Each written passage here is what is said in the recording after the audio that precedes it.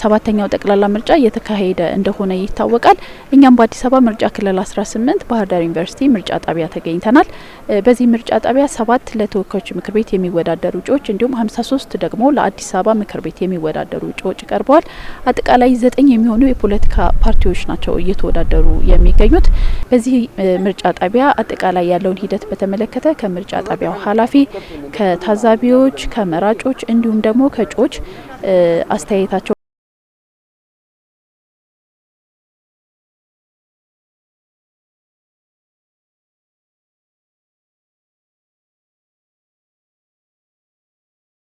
እንደ ባህር ዳር ዩኒቨርሲቲ ጣቢያ እስካሁን ያሉት ለክልል ምክር ቤት 53 እጩዎች ናቸው የተመዘገቡት ወይም ሬጂስተር ያደረጉትና አሁን ድምጽ የተሰጠባቸው ያሉት።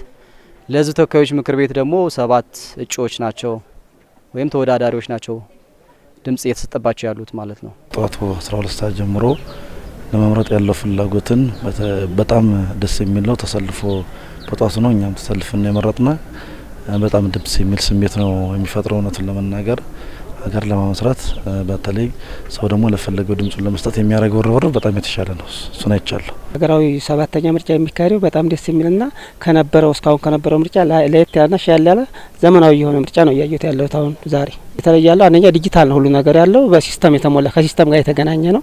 ስናወጣም ምርጫ ካርዱን በዲጂታል መታወቂያ ነው ያወጣውና እስከዛሬ ስናካሄዳቸው ከነበረው የተለየ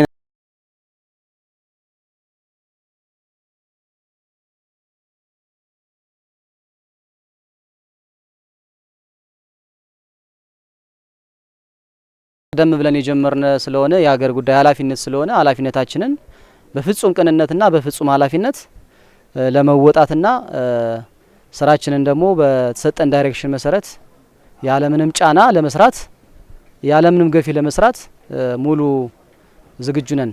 በጣም ጥሩ ነው። ያው ይሆነኛል ያለው ነገር ያው ምርጫ እየወጣው ነው ያዋጣኛል ይሆነኛል የሚለውን ምርጫ እየወጣው ነው በራሴ። በዛሬው ምርጫ ላይ ያው ምርጫ ካርድ የወሰደ ሁሉም ሰው መጥቶ ድምጹን ሰጥና ምርጫውን እንዲመርጥ ነው ማስተላለፈው ዛሬ በዚህ አጋጣሚ። እስካሁን ያለው ሂደት በጥሩ ሁኔታ እየሄድን ነው። እኛ ምርጫ አስፈጻሚዎችና ታዛቢዎች ከጠዋቱ 11 ሰዓት ጀምረን ሬዲ ሆነን እየጠበቅን ነበረ። መራጫችን ደግሞ እንደምታዩት በጥሩ ሁኔታ በሰልፍ በተረጋጋ መንገድ ከጠዋቱ 12 ሰዓት ጀምሮ ያው ድምጽ እየሰጠ ነው ብለን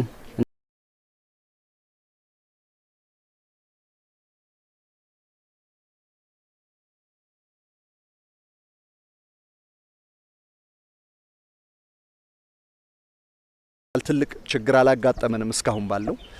ከዚህ በኋላ ያሉትን ደግሞ እያንዳንዳቸው ሞኒተር እያደረግን ነው የምንሄደው እንደየ ምርጫ ክልሎቹ ማለት ነው። በየምርጫ ክልሎቹ ሁኔታ የተለያየ ስለሆነ በሱ መልኩ ሞኒተር እያደረግን ነው የምንሄደው። እሱን ኢንፎርም እያደረግናችሁ ምንቀጥል ይሆናል ማለት ነው። ግንዛቤ እንደምታዩት ነው።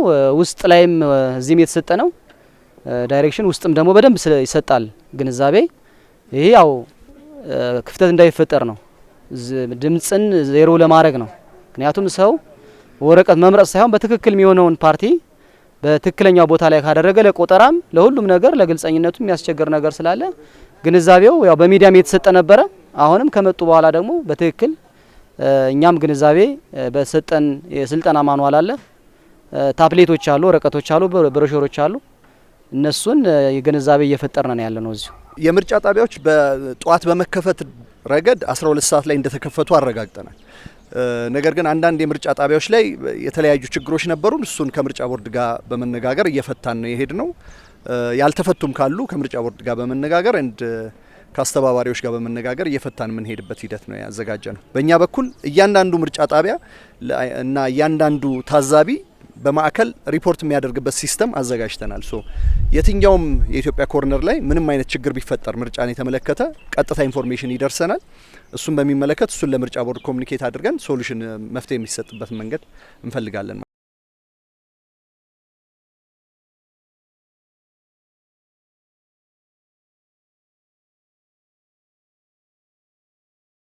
ካርድ ወስዶ አለመምረጥ ትክክል ነው ብለን አናምንም። ካርድ አለማውጣት ትክክል አይደለም። አሁን ደግሞ እሱኛውን ሀርድል እሱኛውን አንደኛውን ስቴጅ አልፈው ካርድ ያወጡ ሰዎች ካርዳቸው መባከን የለበትም ብለን ነው የምናምነው። ነሰሰርሊ ዜማን ምረጡ እያልኩ አይደለም፣ ግን የሚበጃቸውን የሚፈልጉትን ወጥተው መምረጥ ዲሞክራሲ መለማመድ ነው። ዲሞክራሲያዊ ሀገር እንፈልጋለን የሚል ማንኛውም ዜጋ ወጥቶ መምረጥ አለበት ብለን ነው የምናምነው። በእኛ በኩል ህብረተሰቡ ካርድ የወሰደ ሁሉ በሙሉ በነቂስ ወጥቶ እንዲመርጥ ጥሪ እናቀርባለን። እንደይዜም እኛ ቁርጠኝነት እንግዲህ ያው የሀገር ጉዳይ ነው። የሀገር ጉዳይ ደግሞ በቀላል የሚታይ አይደለም። መራጮችም ካርድ ይዘው እየመጡ ነው። ካርድና መታወቂያ ይዘው ይመጣሉ። አስፈላጊውን ዶክሜንት ይዘው ይመጣሉ። ይዘው ካልመጡም ቅርብ ስለሆነ እዚሁ ጋር በምንሰጣቸው ገለጻ ወይም ያመጣሉ። አዘሮች ደግሞ እየጠፋባቸውም ካለ መፍትሄዎች ብዙ አሉና ማህበረሰቡን ግንዛቤ እየሰጠን ነው። አብዛኛውም ከዚህ በፊት የመረጠ ስለሆነ ብዙ ችግር የሚያጋጥም አይደለም። በደንብ መረጃዎቹን እንዴት የአመራረጥ ሂደት ያው አሰላፊዎች በደንብ እየሰጧቸው ነው መረጃውንና በደንብ ተረድተው ነው ቀለል ባለ መንገድ ነው እየተካሄደ ያለው። ምንም ደስ ይላል። ብቻ አሪፍ ነው ሂደቱ። ዴሞክራሲያዊ እስከሆነ ድረስ አሁን በተጀመረበት አግባብ እስከተጠናቀቀ ድረስ በኢዜማ በኩል ውጤቱን መቀበል አማራጭ ያለው ነገር አይደለም። በምርጫ ውድድር ውስጥ ነው የገባ ነው። ማሸነፍ መሸነፍ ያለ ነገር ነው። ምን ጠብቀው ነገር ነው። ውጤቱ ምንም ይሁን ምን ሂደቱ ትክክል እስከሆነ ድረስ